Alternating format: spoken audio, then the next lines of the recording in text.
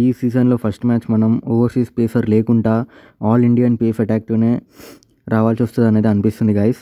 So మళ్ళీ ఒక bad news మనందరికీ. సో ముస్తఫిజుర్ రెహమాన్ అతను కూడా ఇప్పుడు హ్యామ్స్ట్రింగ్ కారణంగా ఇంజూర్డ్ అయితే అయిపోయాడు గైస్. సో ఐపీఎల్ 2024 నుంచి కంప్లీట్గా రూల్ అవుట్ అవ్వడానికి అయితే ఛాన్సెస్ అయితే ఉన్నాయి. సో ఏం జరిగిందంటే ఇవాళ Bangladesh versus Sri Lanka final ODI అయితే జరుగుతుంది, థర్డ్ ఓడిఐ. అందులో 8 ఓవర్స్ వరకు ముస్తఫిజ్ మంచిగా వేశాడు, అన్నీ ఎకనామికల్గా ఉన్నాడు, కట్టర్స్ అన్నీ బాగా వేశాడు. 9th ఓవర్ వేస్తుంటే సడన్గా క్రాంప్స్ అయితే స్టార్ట్ అయ్యాయి ఆయనకి. అంతకుముందు కొంచెం లైట్ క్రాంప్స్ అయితే అయ్యాయి కానీ అంత అన్కంఫర్టబుల్గా అయితే అనిపించలేదు.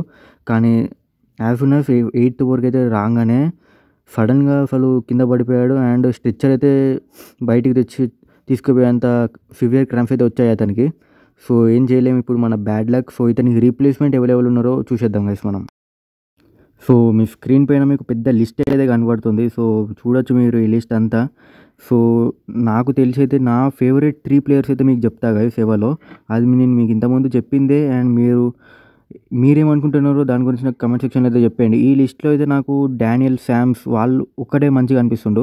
ల్యూక్ వుడ్ అయితే మీరు ఈ వీడియో చూసేసరికి అయితే ల్యూక్ వుడ్ అయితే ముంబై ఇండియన్స్ అయితే ఫైన్ అయిపోయాడు అతను. సో నో ఛాన్స్, ల్యూక్ వుడ్ని అయితే ఎలిమినేట్ చేశాను మీరు.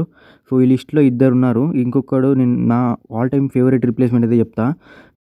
సో ఫస్ట్ నేను మీకు ఇంతకుముందు గత వీడియోస్లో చెప్పినట్టు ఓర్నెల్ బ్యాట్మ్యాన్ కెవినా మపాకా. సో ప్రొనౌన్సియేషన్ తప్పైతే సారీ. సో వీళ్ళిద్దరిట్లో ఎవరు నాకు ఫేవరెట్ అంటే మీ అందరికీ తెలిసినట్టే బట్మ్యానే.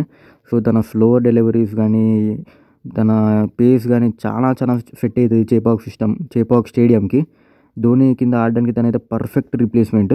ఇతను కాకుండా నా ఇంకొక ఫేవరెట్ ప్లేయర్ ఉన్నాడు గైస్, అతను మరెవరో కాదు, జాష్ హేజల్వుడ్. సో తనైతే ఐపీఎల్ 2024కి ఫస్ట్ హాఫ్ ఆఫ్ ది సీజన్కి అయితే అన్అవైలబుల్ అయితే తేల్చి చెప్పేశాడు.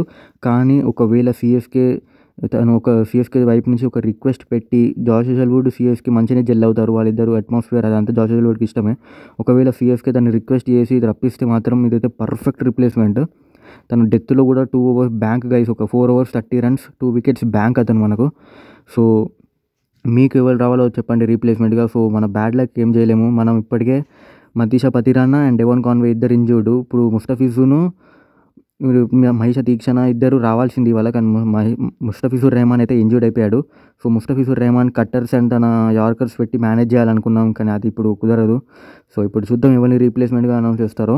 సో ఇప్పటికైతే మన 3 ఓవర్సీస్ ప్లేయర్స్ అయితే ఇంజూర్డ్ అయిపోయారు గైస్.